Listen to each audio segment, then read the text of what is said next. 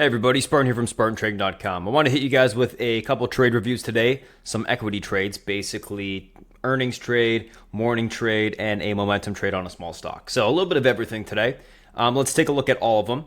Now, first trade I want to talk about is UPWK from this morning. Now, this was a name that we had on the pre-market action plan. Basically, if it held the pivot point, go long the stock, looking for continuation in these two levels. And then quickly, as it broke through those levels, I had to do a Fibonacci extension level to get the next resistance, which was around, I believe, 31.18, something like that. Anywho, so this name, basically, I was watching the name right out the gate. I had a couple favorites for today. This was on my main screen right out the gate because I like the setup. Usually breakouts to all-time highs when there's good earnings, good guidance. You typically get continuation, high probability of continuation higher, especially if it starts to run in the morning. So what I was looking for in the morning was just simply that buying volume coming in. Buying volume came in right away immediately, open out of the gate. This is a 1 minute chart, by the way. So you can see me buying a whole bunch at 27.48, 27.46, 27.43, 27.53. Basically, I bought and then I added into the position to full size very fast based off of the L2. If I wasn't watching this on my main screen, there's no way I would have caught it. But anyways, loaded up on the position right out the gate. As the market opened up, it started to push on some volume. And then you can see that obviously as it was pushing, I was selling into, past my first resistance area. I started to take some off at that place for about a point. Actually, just less than a point, actually. About, 70 cents, 80 cents on that. And then as it pushed up to a point and I saw sellers on the L2, you can see that, I started to sell into those areas. And then once basically it pushed up towards my Fibonacci resistance level, I started to take most of it off. And then at that point, it started to pull back. I saw that, more sellers came in, I also saw that there was an extension, one of my technicals that I use, a very high probability setup, like a 95% chance of working. When I see the setup, I look to take off my long positions or flip something short. In this case, I just looked to take off the rest of my long position, and I ended up exiting the entire position, the rest of it around 29.20, and then you can see obviously how it broke down. Now, one thing to note, guys, is I don't use 1 minute charts. I use 10 minute. 10 minute in the morning, 10 minute all day. I don't switch off a 10 minute chart. So I'm just showing you the 1 minute just so you can see the actual executions. Now, let's take a look at, so that's UPWK. Basically, what was that? Let's call it almost 3 points to the upside. 2.5 point trade, pretty decent. APVO, this was a low float trade today. Basically, this thing's been running the last couple days. Interesting name.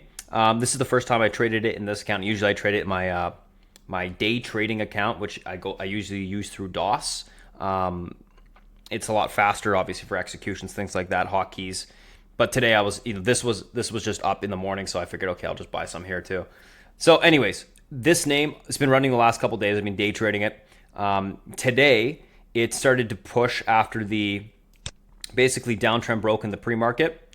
And after I saw that, I was also staring at the hourly on the chart. One thing I like to do is, one thing I tell all the traders in the room is, if you guys are holding a position or you're looking at a position that seems to be consolidating, flip out to a bigger time frame. I always have a daily hourly up.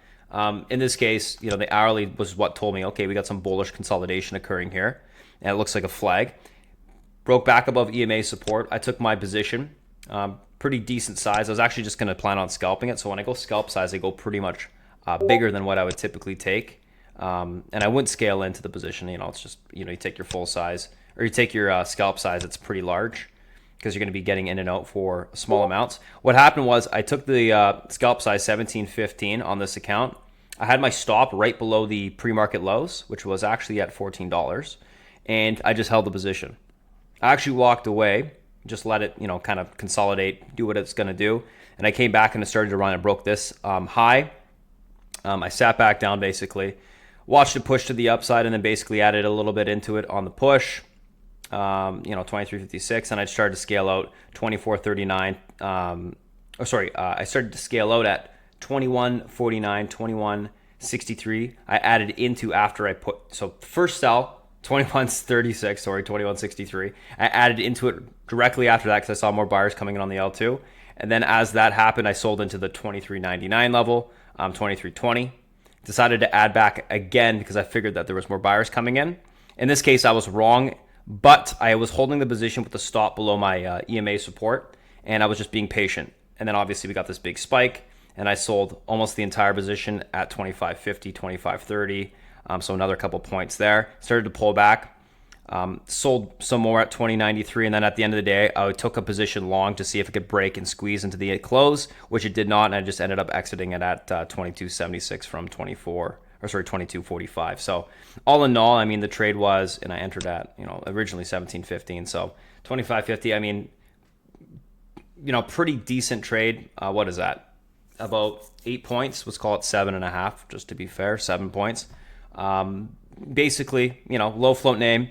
Was consolidative, held on the hourly, was holding EMA support, holding the trend. No reason to take the stock short. Every reason to take the stock long. It's a former runner, been running the last 2 days, which means that there's probably shorts still in it and shorts that are stuck. So if it does start to run, it can really squeeze to the upside, especially when you get a stock that's coming from, $7 or whatever it was before, $6. You get multiple days of continuation. Will this name come in tomorrow? I don't know. Usually 3 days, you start to see a little bit of weakness in the name, but we'll see how the volume is tomorrow. But anyways, that's that APVO trade. Let's take a look at the next one, which was and is Roku. So I want to talk about Roku earnings trade. This one was interesting because, first of all, I went into Roku thinking that, it's probably going to sell off on the earnings. Typically Roku, depending, upon if they're good or bad, whatever, it doesn't matter. They tend to come in a little bit. So my inclination was Roku's been running into earnings, probably going to sell off no matter what happens. So what I'm going to do is I'm going to wait for the volume to start slowing down and take the stock short if it pushes to the upside. And then if it just had bad earnings or had bad price reaction after the earnings came out, I would just look for it to break down and then basically just, chase it to the downside, scalp it, because it should have some range based off of it being bought up into earnings. Now, in this case, Roku started to push on earnings. They did decently well. What I was looking for was the guidance, didn't see anything. And when I didn't see that and the momentum started to die down, I basically started to take the stock short. 241, 240, 240, 240, 237, 237, 236. Covered in on the first big pull, which was around 233.85, 234.89. So it took about a quarter off. As it started to act weak again, so we had this big spike and started to act weak again, I figured, there's a possibility that Roku could sell off and go red from where it closed.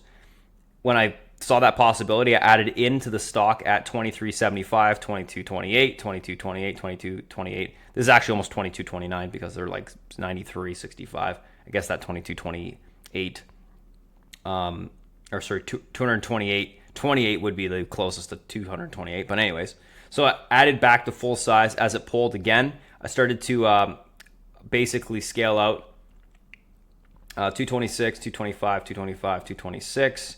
And basically after that, I covered the entire position at the 219.50 level. So all in all, let's call it 20 points to the downside. Pretty solid trade. Everything was based off of just watching the price action. I really didn't care too much about what the earnings were saying. I understood why it was moving because of the earnings, but I was trying to just interpret what's going on in terms of the price action. How does Roku typically act after earnings? Is that going to repeat itself in terms of a pattern repeating itself? In this case, it kind of did, but mainly the price action was telling me once it started to get weak off of this first momentum push, it was telling me that it had the possibility to come back and maybe flip red from positive earnings. When you trade earnings live, it's not something easy to learn how to do, by the way. It takes a long time to get good at it, but the main thing you need to understand is two things, I guess. The two main things you need to understand is, one, you got to interpret the price action first and foremost, and that's where your decision making comes from. And number two is understand what the actual earnings actually say. So if you can read the earnings pretty quickly, you're going to understand why the stock's moving in the way it's doing, which may give you more conviction. It may also, add to your thesis of, typically pops on these types of earnings and then comes in after that. So a couple things to recognize. Price action, though, is going to dictate what you actually do and your decision-making process. The earnings are just going to tell you, they beat, they didn't beat. Guidance is going to tell you the guidance. It can give you a lot of conviction if you're, going long a stock and it's got great guidance, good earnings, and it's going to have follow-through. And you can think that, you think it can squeeze because of that. I think probably the best example of that would be ALGN as of late, which it gapped up. I think it was like 100 points, and then it continued to push up the next day. But, make sure that you're understanding, I guess, the price action is kind of the main focus thing that I want to talk about here. Anywho, that's what I want to talk about today, guys. Just a couple trades. Nothing major, But, Roku earnings, APVO, low float, and then we got that UPWK morning trade. So you can kind of see how I'm scaling in and exiting these positions and the reasons behind them. Everything that I'm doing is fairly simple. I mean, I got technicals and systems and things that I use that I've built for myself that give me signals to do certain things at certain times. But it mainly comes down to reading the price action, reading the tape, and, using your L2 time and sales and the volume to figure out what to do at certain situations. Anywho, that's it, guys. If you have any questions, feel free to go to SpartanTrading.com. You can, shoot us a message there, or you can give me a follow on Spartan Trading on Twitter. Thanks, guys, for watching. Have a good one. Talk to you guys next week.